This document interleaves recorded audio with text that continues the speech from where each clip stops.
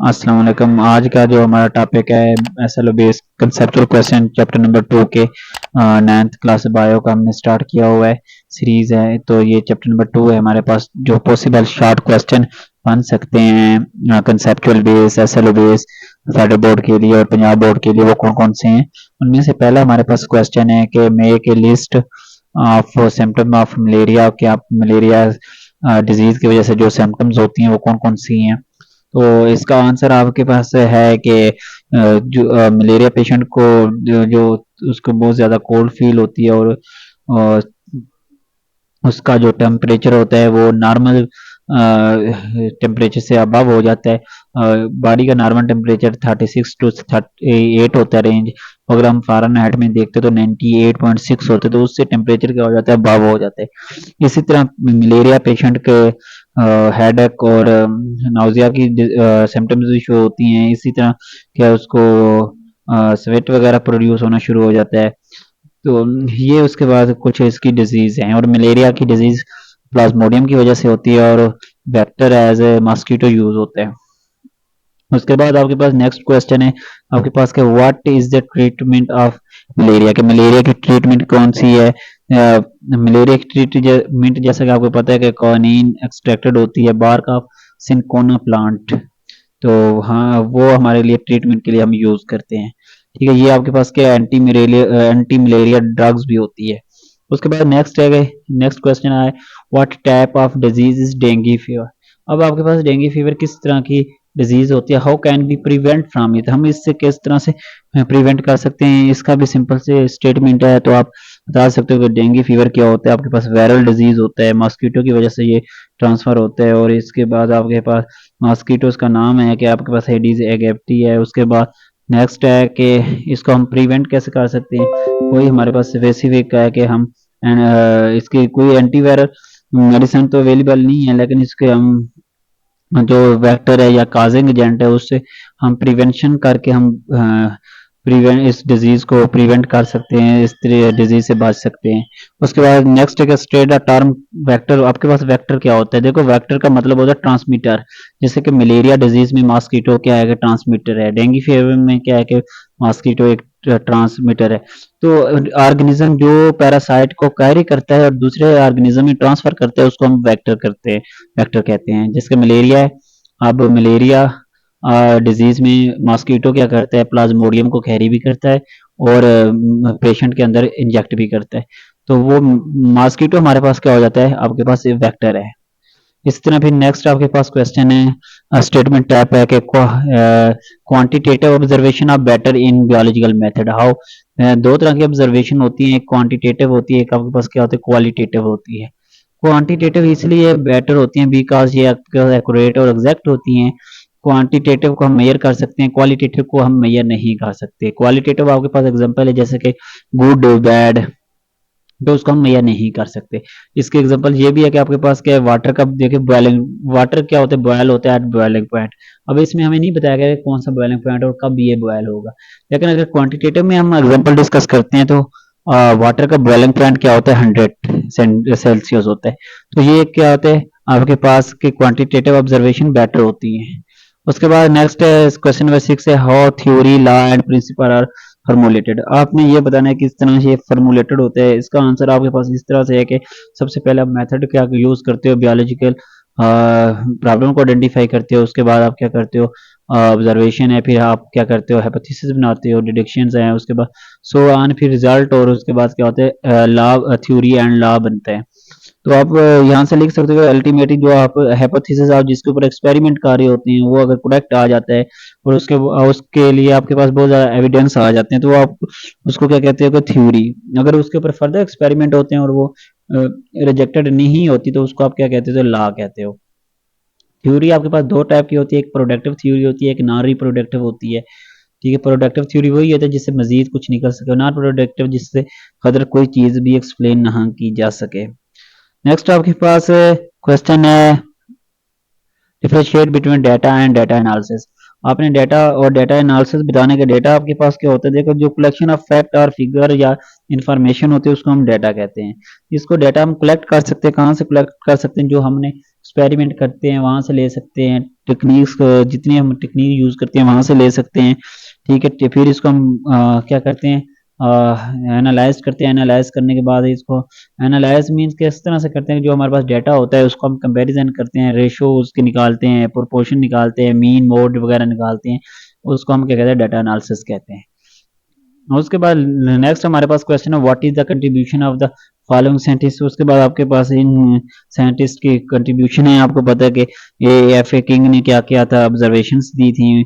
उसने three observation दी थी कि जो लोग आउटडोर या नेट के बगैर सोते हैं तो उनको मलेरिया ज़्यादा होता है, जो आपके पास अंदर अंडर द नेट स्लीप करते हैं उनको मलेरिया क्या होता है, कम होता है। इसी तरह जो इंडिविजुअल स्मोकी एरिया में रहते हैं या स्मोक के करीब रहते हैं उनको मलेरिया नहीं होता।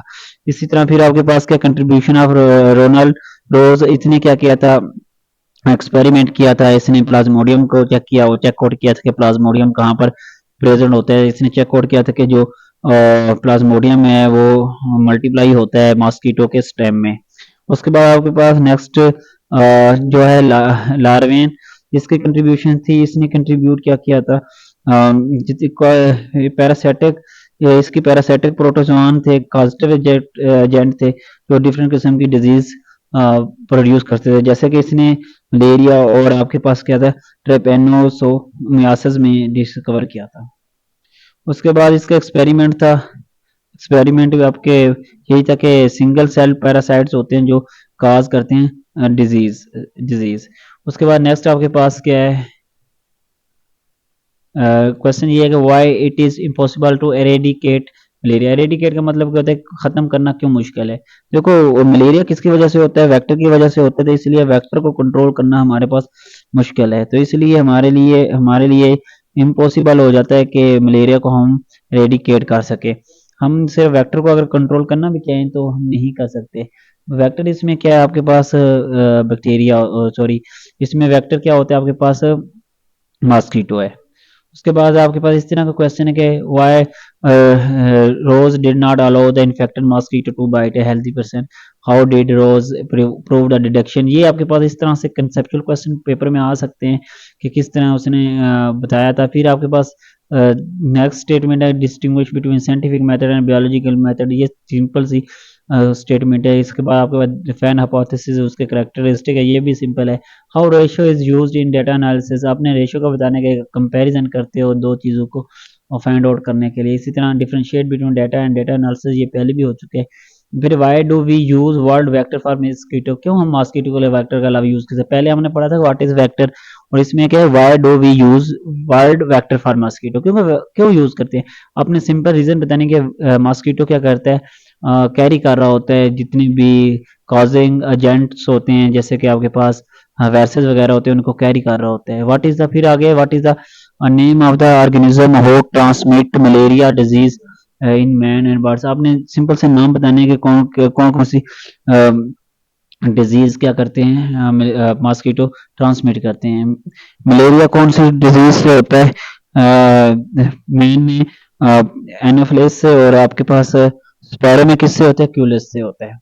उसके बाद नेक्स्ट आपके पास क्या आ जाता है क्वेश्चन कि hepatitis B virus was found in blood of 10%, only 6 of them were suffering from hepatitis B disease. Why, ये आपके पास कंसेप्चुअल बेस्ड क्वेश्चन है कि आपके पास उन्होंने क्वेश्चन पूछ लिया है क्यों। आपने बताने के 90% जो पर्सन होते हैं वो infected by adult with hepatitis B, और इम्यून सिस्टम उनका क्या होता है, सक्सेसफुली जो होता है पेशेंट का, वो डिजीज के खिलाफ रेजिस्टेंस प्रोड्यूस करता है, तो बाकी को नहीं कर सकता, इसलिए वो क्या हो जाते हैं, इन्फेक्टेड हो जाते हैं।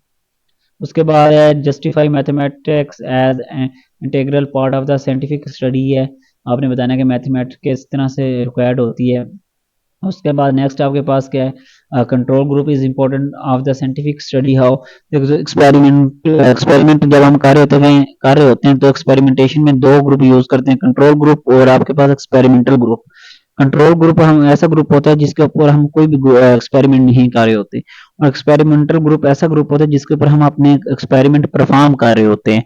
तो कंट्रोल ग्रुप क्यों जरूरी होता है? बिकॉज हम अपने चेक आउट करते हैं, इसको कंपेयर करते हैं एक्सपेरिमेंटल ग्रुप के साथ, को चेक करते हैं कि क्या रिजल्ट और क्या डिफरेंशिएट हुआ है। उसके बाद what deductions were developed during the study of malaria, कौन कौन सी डिडक्शन थी ये भी आपने देख लेनी है बुक से। How Ronald Ross conducted the experiment, ये वही सिंपल सा जो हम पीछे भी डिस्कस कर चुके हैं। At what stage of the biological method hypothesis accepted और रिजेक्टेड, कौन से स्टेज के ऊपर होता है? जब बहुत ज्यादा उसके ऊपर एक्सपेरिमेंट होते हैं, एक्सपेरिमेंट के बाद हम हाइपोथेसिस रिजेक्ट या एक्सेप्ट करते हैं।